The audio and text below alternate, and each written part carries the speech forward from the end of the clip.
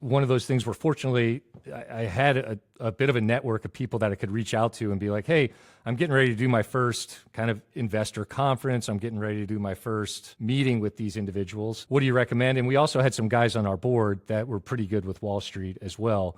And people were very generous with their time, David. They were willing to give me their insight into how they managed Wall Street. And in some cases, some of these folks worked on Wall Street and said, hey, look, this is what I would love to see from a CEO in these meetings. And, I had to establish credibility first and foremost. So they're like, make sure you're transparent with people on where you are and where you see yourself going on this journey. It's kind of funny. The first couple meetings I had, people were like, do you really think, Chipotle can get back to $2 million plus unit volumes? And can you get back to mid 20% margins? Because at the time we were sub 2 million and margins were kind of more in the mid-teens. And, I was like, I do. It's not going to happen tomorrow, but I believe there's a plan and a process for us to get there. And here's the 4 or 5 things we're going to do to make it happen. And, like I said, I was very fortunate because what folks told me is don't be in a rush to tell them everywhere you're going to get to. Make people understand the process or the journey that you're going to have to get to 2.5 million, 3 million. Like today we're at 3 million average unit volumes and 27% margins. And, we're